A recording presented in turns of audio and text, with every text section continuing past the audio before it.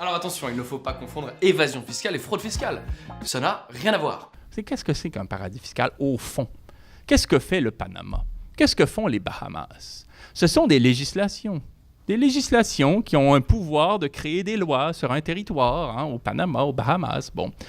Ces législations-là, dans leurs droits, ont inscrit la possibilité de créer des sociétés de droit, des entreprises particulières qui s'appellent, par exemple, des sociétés exemptées ou des sociétés internationales ou des trusts, des fiducies ou des banques privées, ainsi de suite. On crée dans le droit des entités qu'on peut créer. Comme ici, on peut créer une organisation à but non lucratif ou une petite entreprise, ou ainsi de suite. C'est des statuts qu'on a en droit. C'est en vertu du droit qu'on crée une entreprise, les fameuses fictions de tout à l'heure. Bon.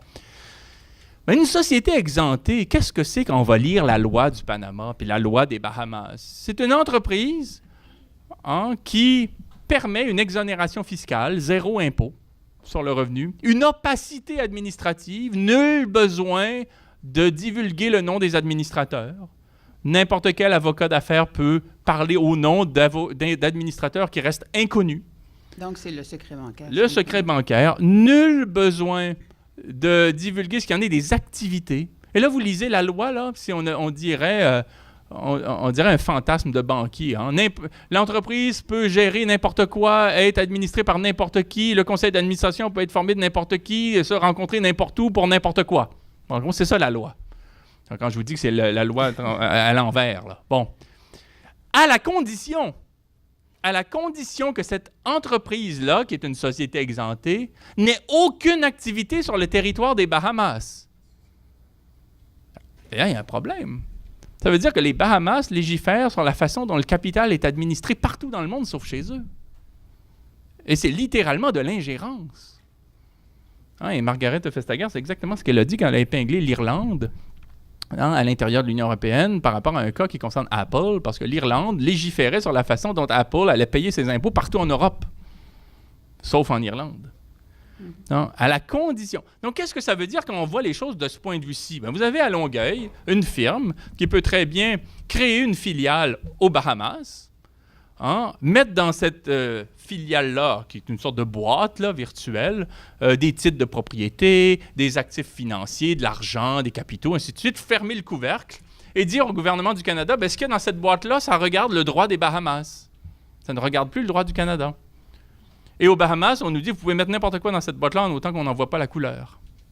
Et qu'est-ce qui se passe? C'est que les paradis fiscaux génèrent une zone tampon entre les États. Une sorte d'espace neutre où circulent 21 000 milliards de dollars sans aucun contrôle. C'est un petit peu comme si les mains invisibles d'Adam Smith là, avaient enfoncé leurs ongles dans les interstices entre les États, là, les avaient écartés là, pour créer des zones tampons énormes. Donc là, vous pouvez, comme grand investisseur, comme grande entreprise, inscrire des actifs dans des entités qui sont des sociétés exemptées, des sociétés internationales, des Special Purpose Vehicles, des Anstalts, des trusts, qui sont contrôlés ni par l'État où vous êtes parce que vous les avez délocalisés dans un autre pays, ni dans le pays où vous les avez délocalisés parce qu'on vous dit « on ne veut pas en voir la couleur ». Mais aux Bahamas, si vous créez une poissonnerie au coin de la rue et vous mettez à vendre du poisson aux gens, là, vous allez payer des impôts. Il faut que vous n'ayez aucune activité. Bon, alors, récapitulons pour être très clair. D'un côté, on a l'estimation max de la fraude sociale. Ça nous coûte 6,81 € par mois. Et de l'autre, on a une estimation très tranquille de l'évasion fiscale qui nous coûte 136,24 €.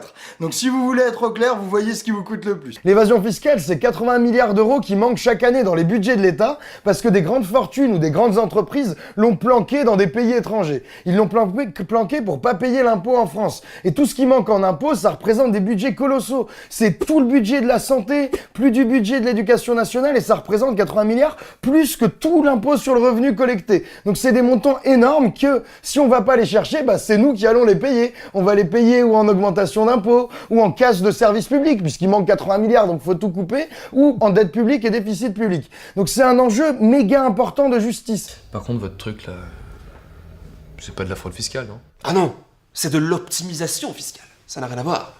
C'est légal.